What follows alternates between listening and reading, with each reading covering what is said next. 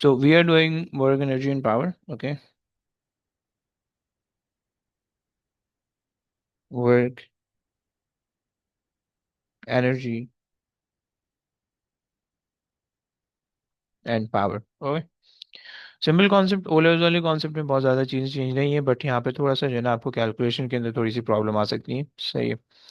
So let's try. Okay, so if you talk about the question के paper में कितना आता है, so they gave you like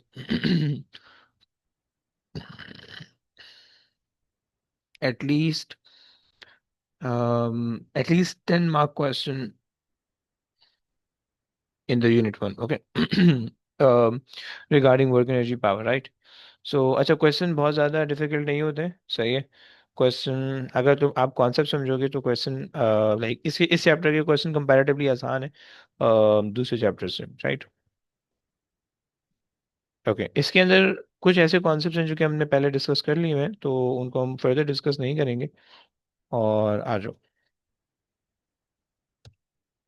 let's do it. Okay. So पहला concept हमारे पास है वर्क. ओके, एंड कोई डेफिनेशन बता सकते हैं? Anybody can tell me the definition please.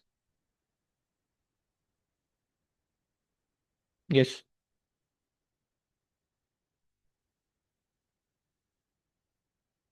So work done में हम कह रहे होते हैं कि भाई it is basically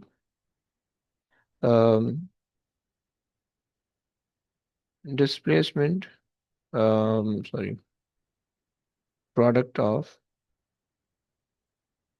product of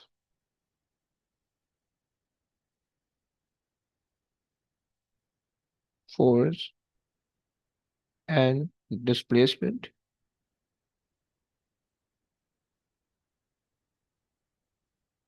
in the direction of force. Okay, in the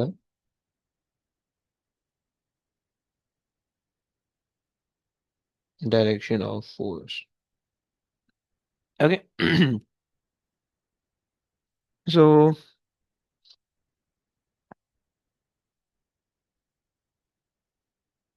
अच्छा, अगर मेरे पास let's say if I consider a box. Okay, and इस बॉक्स पे अगर मैं फोर्स लगाऊं,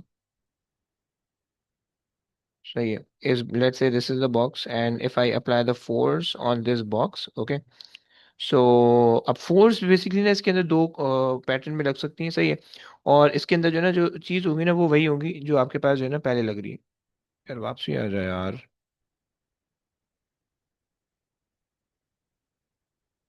ओके, सो इसके अंदर जो मेन कॉन्सेप्ट है ना वो मेन कॉन्सेप्ट वही पुराना वाला लग रहा होगा कि फोर्सेस को जो है ना आपको रिजॉल्व करना आना चाहिए, राइट. सो आ जाओ भाई. ये मेरे पास आ गया लेट्स से एक बॉक्स, राइट, एंड मैं इस पे जो है ना, यार क्या बदतमीजी है यार, क्यों जा रहा है बार बार, नहीं कर रहा ऐसे ही वैसे ही.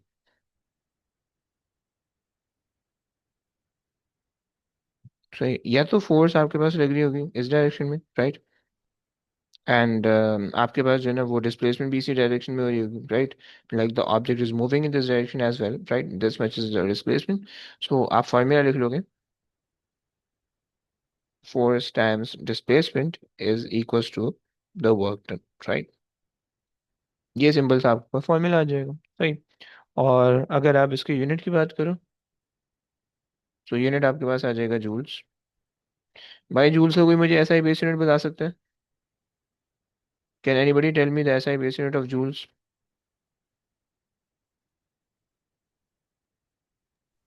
kg m2s-2। के जी m2s-2, बेहतरीन भाई. सो के जी m2s-2, राइट. अच्छा जी. ओके, न्यूटन मीटर हमारे पास जो है वो बेस यूनिट नहीं है ब्रो, वो जस्ट यूनिट है. ओके, बेस यूनिट का मतलब है कि भाई आपके पास जो है वो उसके अंदर होना चाहिए ना किलोग्राम मीटर सेकंड्स, और आपके पास केल्विन टेम्परेचर और एम्पियर, इन सब चीज़ों के अंदर होना चाहिए, सही. सो खैर, अच्छा, स्केलर क्वांटिटी होती है भाई, स्केलर क्वांटिटी. राइट। सो इसके अंदर बस हमें ये चीज़ रिक्वायर्ड है कि भाई फोर्स और डिस्प्लेसमेंट एक ही डायरेक्शन में होनी चाहिए, राइट। डायरेक्शन डिफरेंट नहीं होनी चाहिए, सही है। And it depends upon the path taken, right. अगर तो आप इनिशियल किसी भी स्टेज की बात करोगे तो वहाँ पे कोई वर्क डन नहीं होगा, सही है। बल्कि जो है ना, आपको उसके लिए कुछ ना कुछ पोर्शन कवर करना पड़ेगा in order to have a work done, right. Sorry. So it basically depends on the distance covered,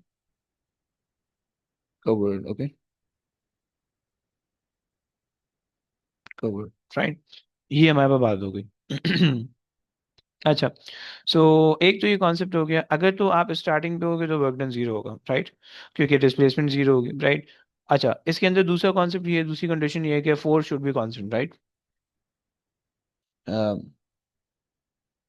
force should be constant, right.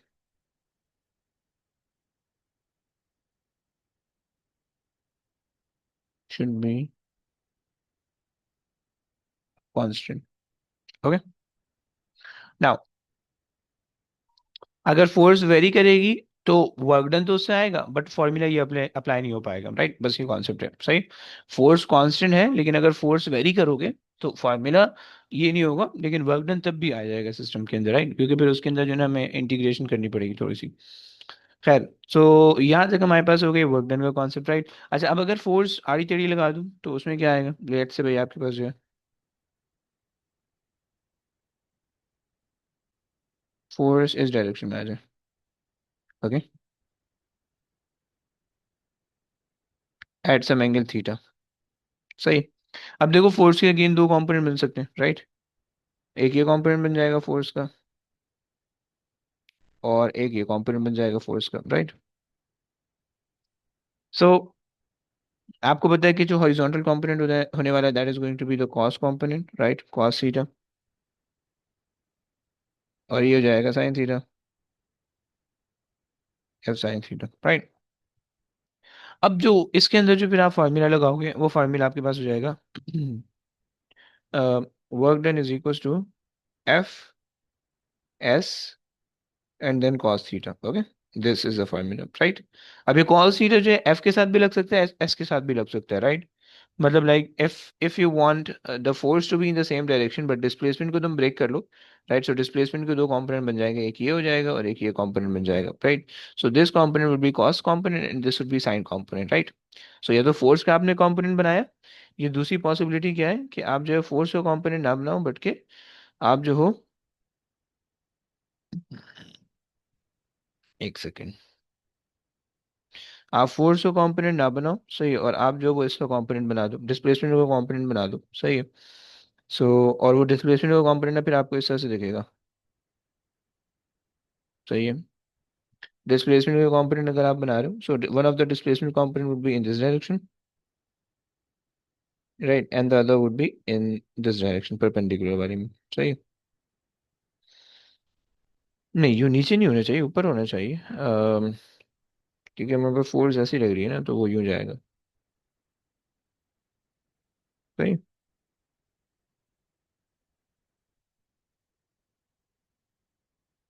Okay, एक minute, sorry sorry sorry sorry sorry.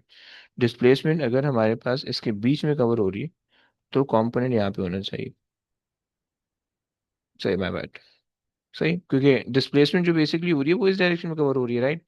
And ये हमारे पास हो जाएगा S cos theta, और ये मेरे पास हो जाएगा S sine theta, right. So sine theta, right. So ये मेरे पास जो है कंपोनेंट आ रहे हैं। सो बेसिकली आपको ये याद रखना है कि भाई W times F times S is times cos theta, ये आपके पास जो है ना वर्क डन आ जाएगा, राइट। सो ये दो कॉन्सेप्ट हो गए, राइट। अच्छा, अब एक तो ये वर्क डन है, दूसरा वर्क डन हमारे पास होता है work done against the friction, सही, या work done against the resistive force, उसके कॉन्सेप्ट को भी समझते हैं, सही। बच्चों, ये वाला कॉन्सेप्ट यहाँ तक समझ में आ गया।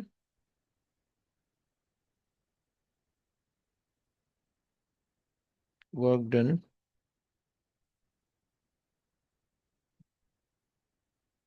against the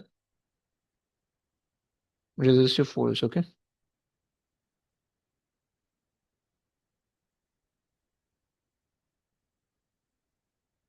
सही है। सो अब रेजिस्टिव फोर्स के अंदर जो वर्क डन आप कर रहे हो वो किस तरह से करोगे भाई? सो रेजिस्टिव फोर्सेस के ना दो केसेस होते हैं। या तो कभी कभार रेजिस्टिव फोर्स कांस्टेंट होती है, कभी कभार कांस्टेंट नहीं होती, राइट? सही, resistive forces can some time remain constant. सही, कांस्टेंट,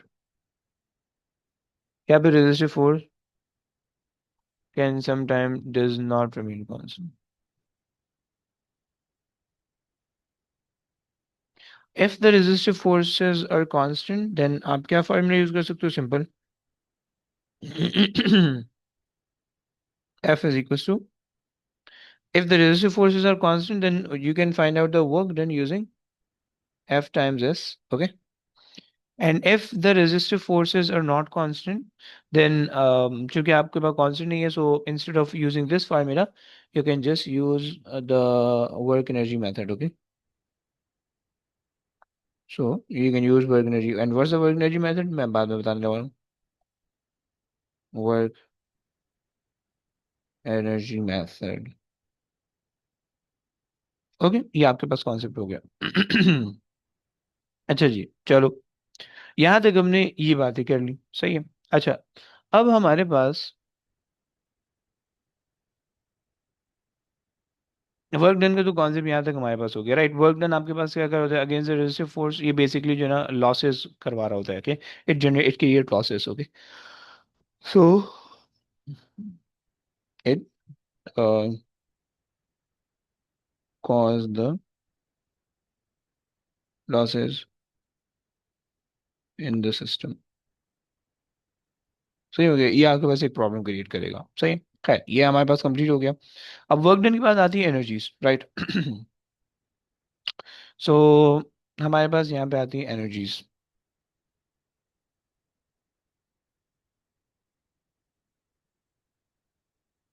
एनर्जीज, राइट? अब एनर्जी के अंदर हमारे पास जो बेसिकली सिलेबस के अंदर एनर्जी है, काइनेटिक एनर्जी है, ग्रेविटेशनल पोटेंशियल एनर्जी है, राइट? पोटेंशियल एनर्जी नहीं है, सही, ग्रेविटेशनल पोटेंशियल है, और हमारे पास इलास्टिक पोटेंशियल है। आई थिंक ये तीन टाइप की एनर्जी है, बट इलास्टिक पोटेंशियल जो है वो अभी हम नहीं पढ़ने वाले हैं। वो जब स्ट्रिंग्स पढ़ेंगे, यानी डिफॉर्मेशन, सॉलिड डिफॉर्मेशन पढ़ेंगे, तो वहाँ पे हम उसको देखेंगे, राइट? चलो, अच्छा जी। अब क्या होगा कि अगर हमारे पास एनर्जीज का कॉन्सेप्ट अगर हम देख रहे हैं, सो इस एनर्जी के कॉन्सेप्ट के अंदर हमारे पास दो किस्म की मेनली हमारे पास एनर्जी आएंगी जिसको हम देखेंगे। सही है, पहले तो हम काइनेटिक एनर्जी को देखते हैं। आओ, kinetic energy,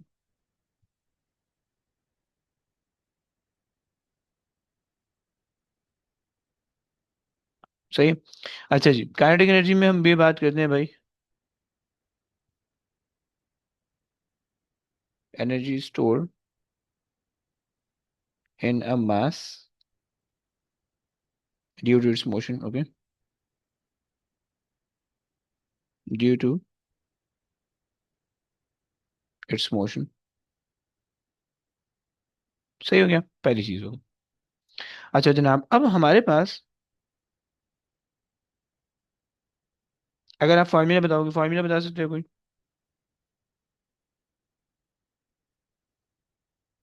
half m v square, right? सबको पता होगा, half m v square. Okay, to find the change in kinetic energy, to find the change in kinetic energy, sorry, to find the change, come on, to find the change, so आपने क्या करना होगा? change in kinetic energy, change in, come on, change in kinetic energy should be equal to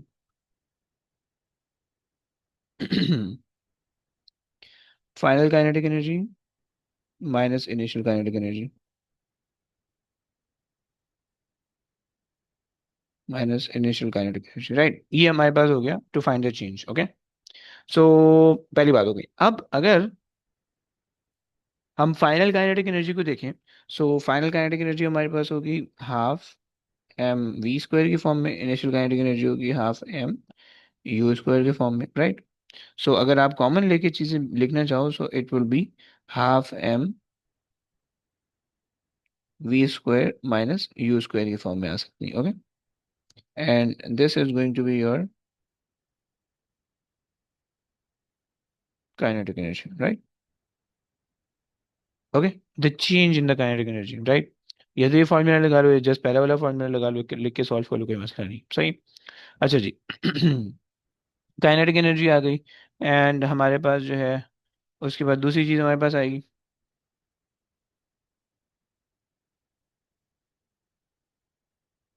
gravitational potential energy,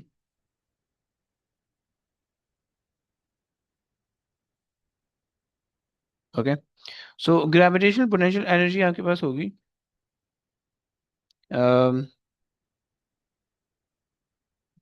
energy store in a mass due to its positional change in the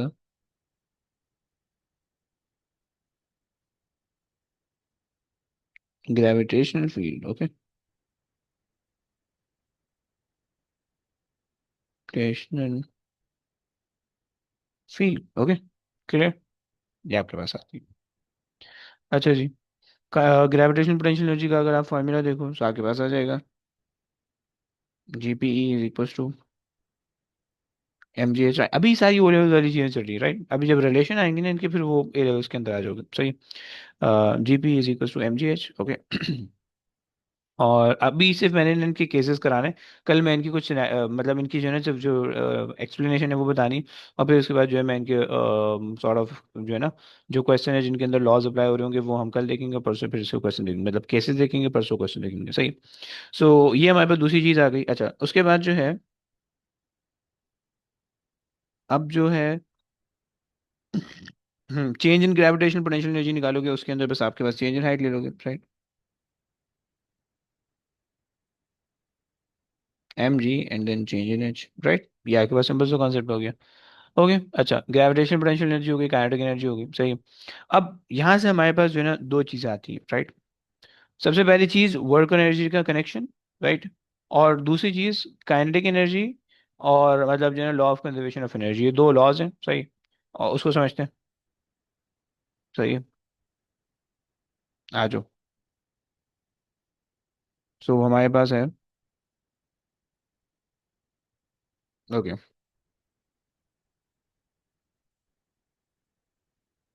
work energy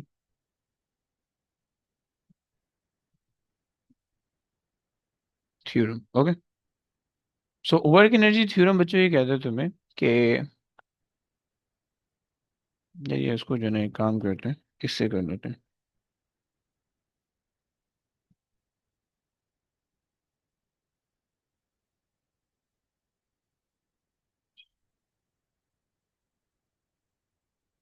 theorem, okay. So work energy theorem ये कहते हैं तुम लोग को भाई, कि अगर तुम्हारे पास,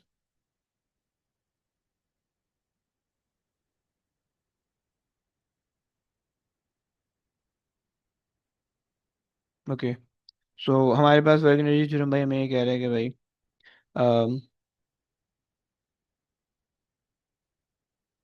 work done work done by the external forces external forces bring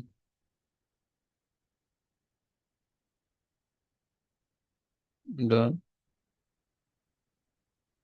change in energy,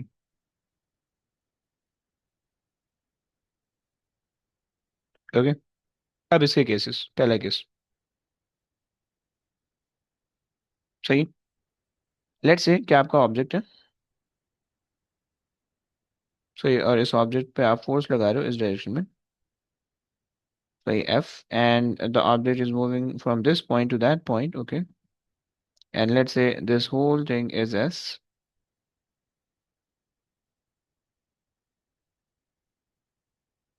this whole thing is s, right?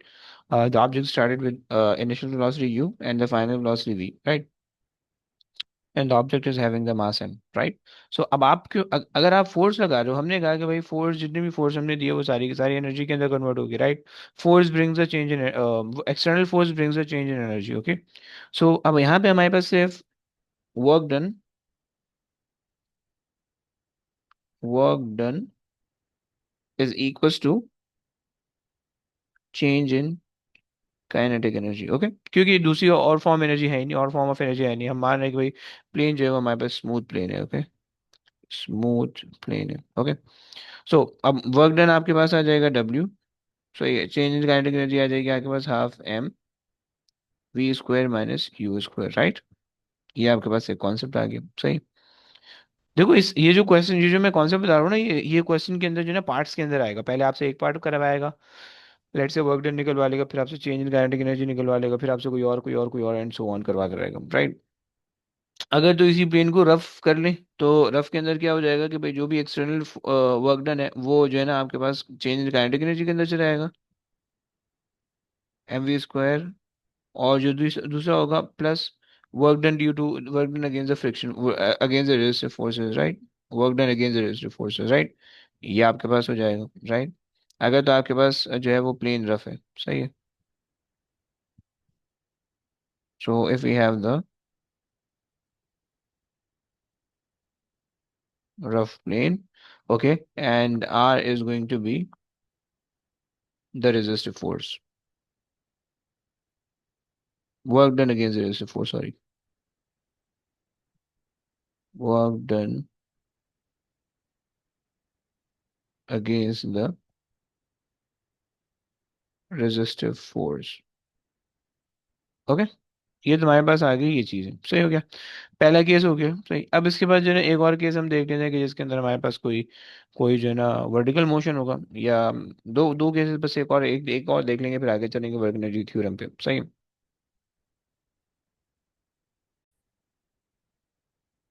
अच्छा, सेकंड सिनेरियो जो है ना, हमने ये तो देख लिया, सेकंड केस जो है वो हम एक लेते हैं वर्टिकल मोशन का, ओके। देखो वर्टिकल मोशन का सीन ये है कि case two, second case, okay. So let's say कि अगर मेरे पास एक ऑब्जेक्ट है, and if I am launching that object upward, okay, और वो ऊपर को जा रहा है, ओके, एंड उसके पास जो है अपवर्ड स्पीड होगी कोई ना कोई, सही है। So initial velocity is let's say u, okay, and final velocity would be something, could be zero, could be zero, कुछ भी हो सकती है, okay. But force is there, okay. तुम्हें पता होना चाहिए कि भाई हम चूंकि work done against external force कर रहे हैं, सो दैट्स वाई हमारे पास कोई ना कोई अपवर्ड फोर्स आ रही होगी,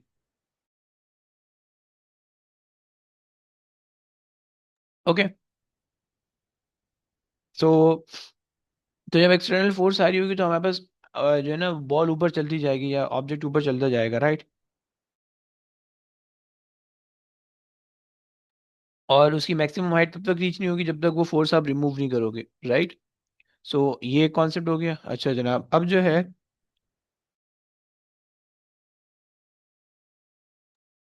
ओके, अब जो है अगर आप इसके लिए वर्क एनर्जी थ्योरम लिखो, सही है। तो लेट्स से मैं जो है ना बात करूँ इस पॉइंट तक, सही, let's say I've reached to that point, okay, and final velocity यहाँ पे ना v आ रही है, ओके, सही हो गया, फाइनल वेलोसिटी v आ रही है, और v जीरो नहीं होने वाला, okay, and this is not going to be the maximum height वाला पॉइंट, ओके। सो अब अगर जो है वो इस पॉइंट के लिए अगर हम काम करें, राइट, हमारे पास कांस्टेंट फॉरवर्ड फोर्स है या कांस्टेंट अपवर्ड फोर्स है, right? So we have the constant upward force acting, right? ये मेरे पास जो है ना, this is the constant upward force, okay, and this is a constant upward force जो कि यहाँ पे लग रही है, राइट। एंड आपके पास जो है, अगर हम काइनेटिक एनर्जी भी चेंज हो रही होगी, ग्रेविटेशनल पोटेंशियल एनर्जी भी चेंज हो रही होगी, और इस केस के अंदर दोनों इंक्रीज हो रहे होंगे, राइट। काइनेटिक एनर्जी भी इंक्रीज हो रही होगी क्योंकि फॉरवर्ड फोर्स आपके पास लग रही है, और फॉरवर्ड फोर्स की वजह से स्पीड चेंज हो रही होगी, सही है।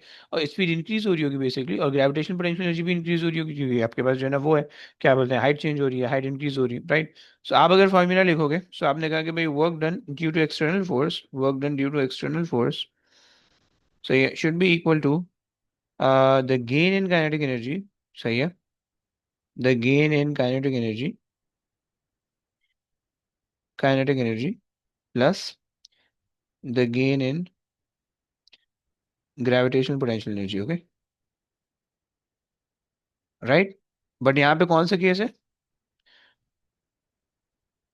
when the when the forward force of F Newton of a constant magnitude is acting, constant magnitude Q is acting on the object, okay, on the object। अगर तो कांस्टेंट फोर्स हटा दोगे फिर ये केस बदल जाएगा, ओके। तो ये जो केस है, इस केस को मैंने इसलिए इंक्लूड किया क्योंकि यहाँ पे कांस्टेंट फोर्स लग रही है। फिर remove the constant force, that the case will be changed, okay. सो ये आपके पास आ गया सेकंड केस, ओके। और इसके अंदर और मैं कोई चीज़ बता सकता हूँ? नहीं, फिलहाल नहीं, अभी मैं कुछ भी नहीं कर रहा, अभी मैं सिर्फ थ्योरी बता रहा हूँ कि इसके अंदर इस चैप्टर की क्या क्या थ्योरी है। इसकी जो है ना प्रैक्टिकल या कैलकुलेशन जो है ना वो हमने नेक्स्ट क्लास में करनी है कल, और फिर उसके बाद जो है ना क्वेश्चन पे जाएंगे, ओके। आओ, अब सेकंड चीज हमारे पास है law of conservation of energy, right. भाई law of conservation of energy को याद करवा सकते हैं प्लीज?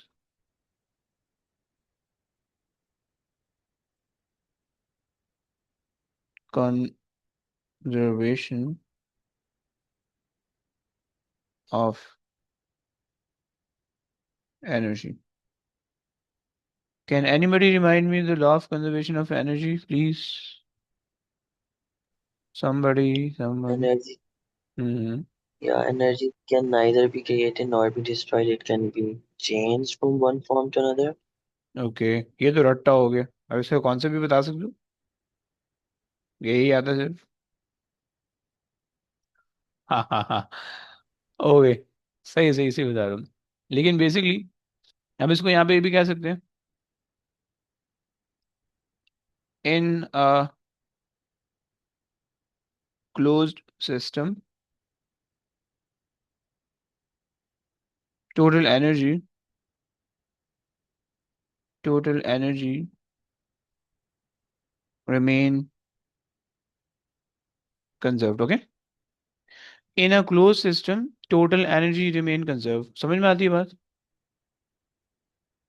ओके, सही है। या फिर आप इसको ऐसे भी कह सकते हो कि भाई total energy can neither be created not destroyed, and जो भी आपने बताया, ओके, वो भी मैं लिख देता हूँ। टोटल एनर्जी इज कंजर्व मैंने इसलिए लिखा है क्योंकि कॉन्सेप्चुअल है थोड़ा सा।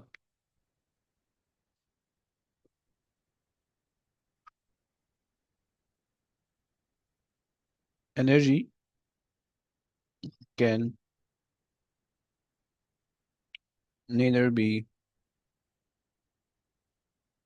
created nor destroyed,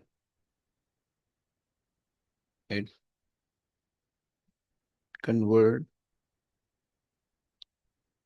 from one form to the other।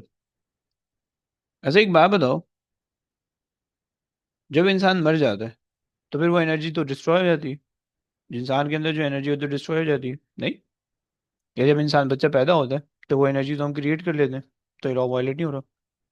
क्या कहते हैं?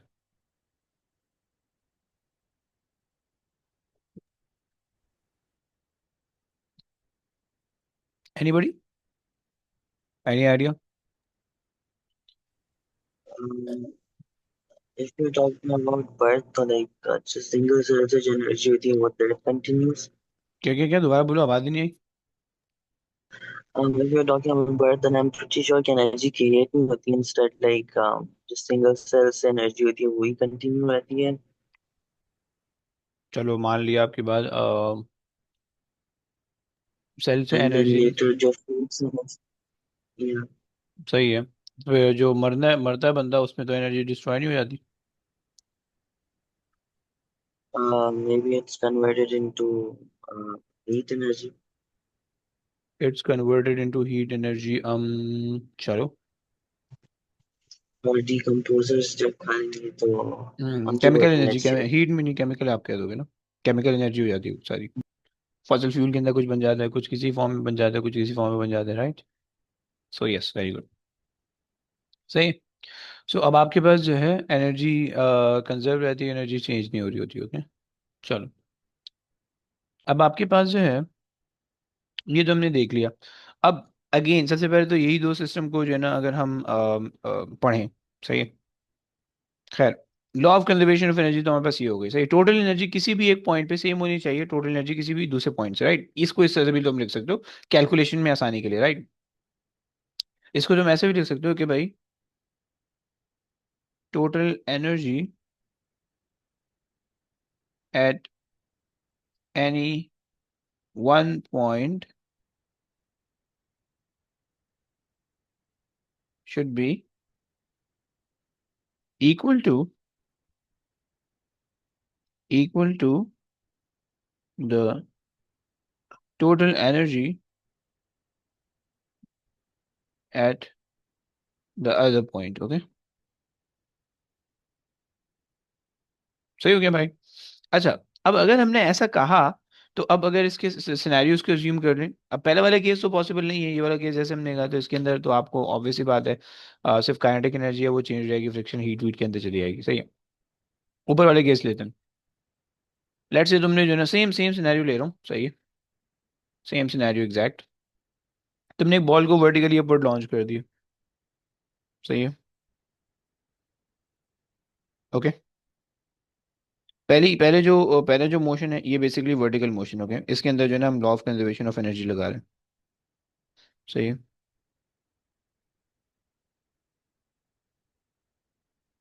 Vertical motion. सही है। अब इस वर्टिकल मोशन के अंदर सीन ये है कि भाई this is the max height,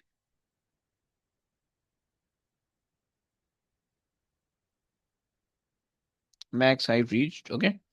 and ball ऊपर जा रही। ओके। अब आपके पास जो initial velocity should be some value, final velocity going to be zero, right? और अब आप अगर law of conservation of energy लगाओ, तो आगे दो पॉइंट है, एक पॉइंट स्टार्टिंग वाला है, एक पॉइंट एंडिंग वाला है, राइट? एंड हमें पता है कि टोटल एनर्जी कहीं पे भी जो है आप निकालो तो वो सेम आने वाली, राइट? सो हमने क्या है भाई, ए पे जो है हमारे पास, ए पे जो है ना total energy is in the form of kinetic energy, right? और बी पे जो है वो total energy is in the form of gravitational potential energy, right? बच्चों सेंस बन रहा है?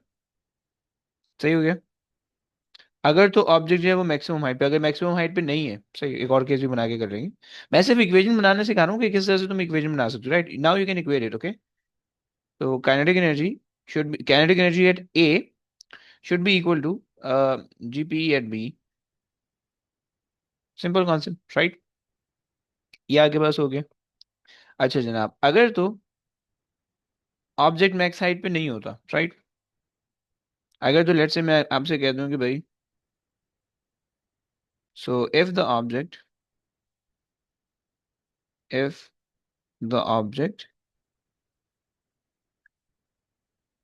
would still be be moving, okay, at B, then मुझे बता सकते हो कि इसके अंदर क्या चेंजेस आते हैं, इक्वेशन के अंदर क्या चेंजेस आते हैं?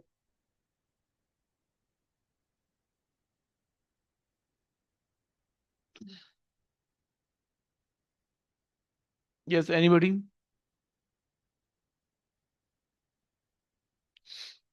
मेरे पास जो है ये चेंज हो जाता।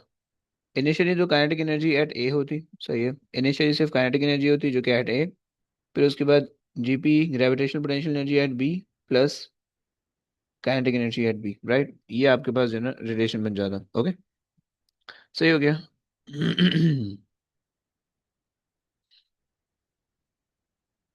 नाउ ये कॉन्सेप्ट है सिंपल सा, सही हो गया। अच्छा, इसी तरह से अगर मैं प्रोजेक्टाइल मोशन दिखाऊं भाई, दूसरा केस जो है वो आपके पास लेट्स से प्रोजेक्टाइल मोशन का ले लो, सही है। बस एक क्वांटिटी इसके अंदर बाकी है, उसके बाद ये चीज़ भी कंप्लीट हो जाएगी।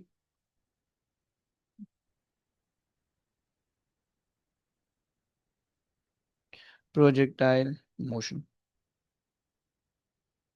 ओके, सो अगर आपके पास प्रोजेक्टाइल मोशन है, आपको पता है कि भाई प्रोजेक्टाइल मोशन, आप मान लो अगर आप जो है ना वो रेजिस्टिव फोर्सेस को प्रेजेंट मान रहे हो वो मान लो, नहीं मान रहे हो तो वो ना मानो। ओके,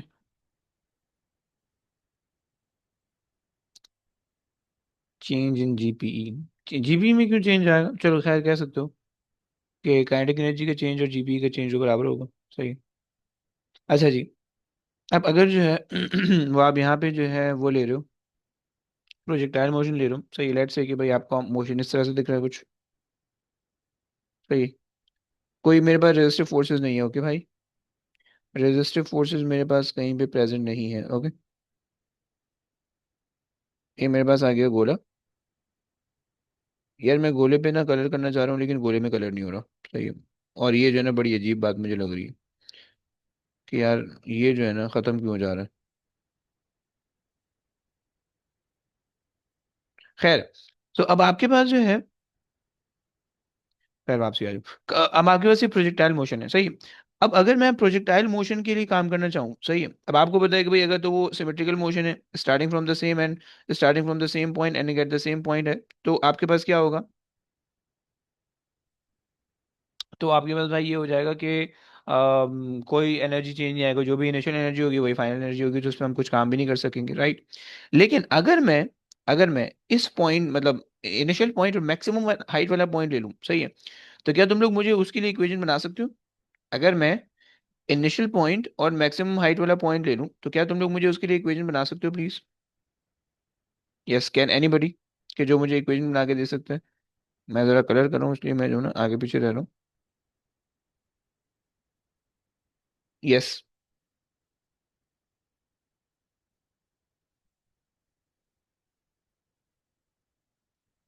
हाँ जी, क्या कोई मुझे बना के दे सकता है प्लीज? इक्वेशन बना दो मैक्सिमम हाइट और initial. Hmm.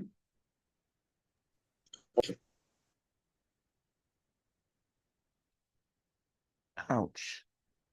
Okay, so let's say कि भाई this is point A, this is B. Okay, यार क्या बदतमीजी है यार, ये तो ऐसे ही कलर भागे जा रहा है।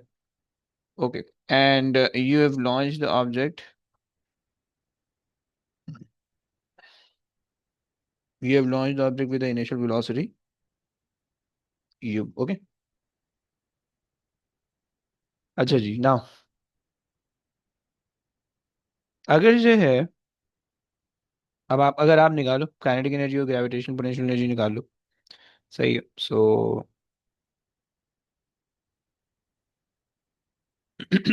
ओके, सो आपके पास जो है ना, रिलेट कर लो बस, आपके पास जो है ना total energy at A should be equal to total energy at B, right? Simple सा कॉन्सेप्ट है, ये होना चाहिए।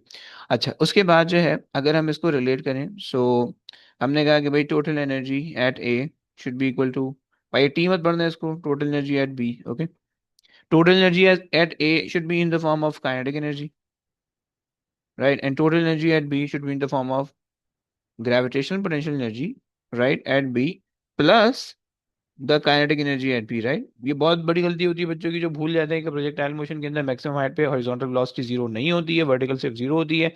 सही है, ये बच्चे अक्सर भूल जाते हैं। सही, इस वजह से उनको बड़ी मसले मसाइल होते हैं। सही हो गया। सो बी केयरफुल बच्चों, यहाँ पे इसको मिस नहीं करा देना। सही है, इसकी कोई ना कोई वैल्यू होने वाली है, तब जाके जो है ना तुम्हारे पास ये आंसर आएगा। सही है। ओके। तो खैर हमारे पास जो है ये बात तो हमने कर ली कि भाई हमारे पास जो है ना प्रोजेक्टाइल मोशन के अंदर किस तरह से इक्वेशन बनने वाली है। ओके। अच्छा, अब यहाँ पे जो है, 90, अब यहाँ पे हमने एक और चीज डिस्कस करनी है, जो कि हमारे पास है पावर का कॉन्सेप्ट, राइट। पावर का कॉन्सेप्ट डिस्कस करने के बाद जो है वो फिर हमारा हो जाएगा, फिर हम कल की क्लास में जो है ना पावर एफिशिएंसी, दो चीज हम डिस्कस करते हैं। और फिर उसके बाद हमारा जो हिसाब किताब है वो हमारा हो जाएगा कल की क्लास में, फिर हम वो देख लेंगे क्या बोलते हैं अपना, इससे कुछ केसेस देखेंगे, कुछ कैलकुलेशन देख लेंगे। सही। और फिर उसके बाद नेक्स्ट कुछ क्लास में क्वेश्चन कर लेंगे। वैसे चैप्टर हो ही चुका है, कल की क्लास में हम क्वेश्चन भी कर सकते हैं डायरेक्ट। ओके। सो आ जाओ। पावर। सही, पावर के अंदर बच्चों डेफिनेशन में ये कहते हैं कि power is basically the rate of change of energy, change of energy, right. ये हम एक बात कहते हैं। सही है, या फिर rate of doing work. Okay. ये हम दो डेफिनेशन हम कह सकते हैं। Okay. Rate of change of energy और रेट ऑफ डूइंग वर्क, ये दो चीजें हम कह सकते हैं भाई। सही। सो अब जो है आपके पास जो है, अगर तुम इसका फॉर्मूला देखो, सिंपल सा फॉर्मूला बनेगा भाई। Power is equal to energy over time. सही, एक चीज। या फिर power is equal to work done over time, दूसरी चीज। सही है। वर्क डन को अगर तुम एक्सपेंड करो, वर्क डन तुम्हारे पास होता है फोर्स टाइम्स डिस्प्लेसमेंट। सही, ओवर टाइम, राइट। अगर हम मान लें कि भाई फोर्स कांस्टेंट है, तो डिस्प्लेसमेंट अपॉन टाइम वेलोसिटी हो जाती है। सही है। जब डिस्प्लेसमेंट अपॉन टाइम वेलोसिटी हो गई है, तो तुम्हारे पास क्या आ जाएगा, तुम इसको रिप्लेस कर सकते हो, power is equal to force times velocity के अंदर, राइट। सो ये तुम्हारे पास एक और फॉर्मूला आ गया, बट याद रखना कि this does not define the power. Okay. Power की जो डेफिनेशन है that is this formula. Okay. या फिर this formula, this is not the definition of power. Okay. ये तुम्हारे पास पावर आ गई, राइट। पावर को तुम बेसिकली भी न्यूटन्स थर्ड सेकंड लॉ से रिलेट भी कर सकते हो, राइट। सो लेट से तुम्हें जो है ना, अगर मैंने एक गाड़ी बना दी, सही है, एक ऑब्जेक्ट मैंने बना दिया और वो ऑब्जेक्ट जो है वो मूव कर रहा है। ओके। अगर मेरे पास जो है ना, लेट से एक ऑब्जेक्ट है, सही है, और वो ऑब्जेक्ट मेरे पास मूव कर रहा है, सही है, और उसकी जो है ना, ये मेरे पास एक ऑब्जेक्ट आ गया, सही है, and the object is moving, सही है। और मेरे पास जो है ना इसकी फॉरवर्ड, मेरे पास जो है ना पावर इसकी है, power from the engine, from the engine is P, capital P. Okay. और रेजिस्टिव फोर्स एफ है, सही है, रेजिस्टिव फोर्स एफ है। ओके। ये रेजिस्टिव फोर्स, राइट। तुमसे कह रहे हैं कि भाई इसकी एक्सेलरेशन निकाल दो, राइट। मतलब मैं ऐसे ही एक जनरल सिनेरियो बना रहा हूँ कि भाई अगर मैं एक्सेलरेशन फॉर, एक्सेलरेशन अगर मैं लिखना चाहूँ, ओके। सो एक्सेलरेशन के लिए मैं क्या लिखूंगा भाई, मैं एक्सेलरेशन के लिए लिख दूंगा, अच्छा, पावर को उसके सबसे पहले मुझे फोर्स के अंदर कन्वर्ट करना पड़ेगा। मुझे पता है कि power is equal to F ही होता है, right. So power over V is equal to F, right. So force from the engine, okay, minus the force from the resistance, okay, should be equal to ma, right. M is going to be the mass of the car, right. So और power from the force तुम ये लिख सकते हो p over v, right। ये बहुत common इस तरह के क्वेश्चन आते हैं, तो इस वजह से मैंने तुम्हें ये बता दिए, एन एम ए, राइट। ये तुम्हारे पास जो है ना न्यूटन सेकंड लॉ को तुम पावर से रिलेट कर सकते हो, राइट। सो यहाँ पे एक बात हो गई, आखिरी चीज, एफिशिएंसी। ये एक आखिरी चीज डिस्कस करते हैं, फिर उसके बाद एंड करेंगे, सही है।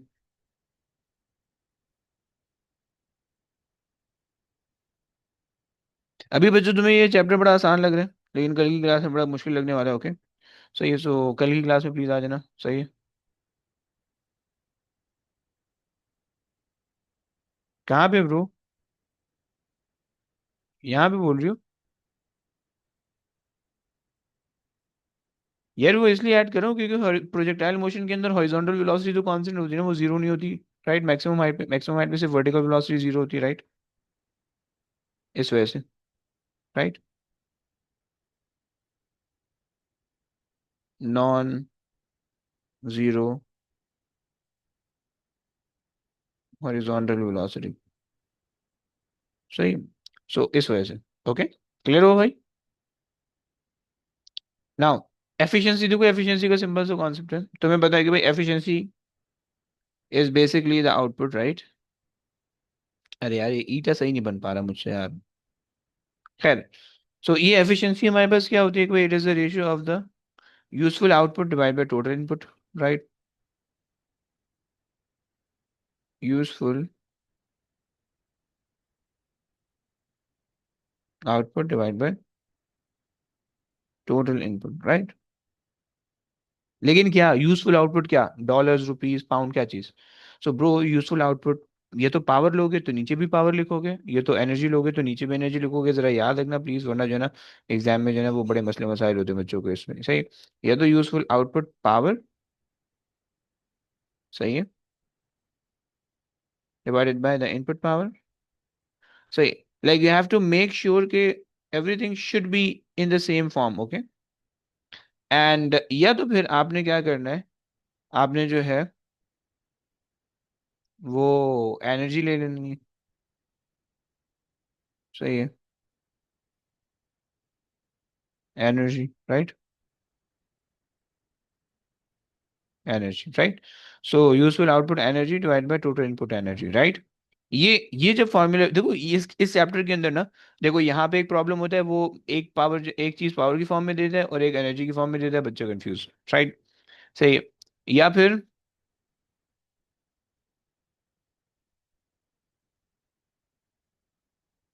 यार इसके अंदर तो नहीं है, साइकिल डायग्राम नहीं है इसके अंदर, बट आई सी, अगर मुझे मिलेगी तो आई टीच यू, ओके। वैसे नहीं है इसके अंदर साइकिल डायग्राम, वो दूसरे बोर्ड्स के अंदर है, आईबी के अंदर है और दूसरे बोर्ड्स के अंदर, सही।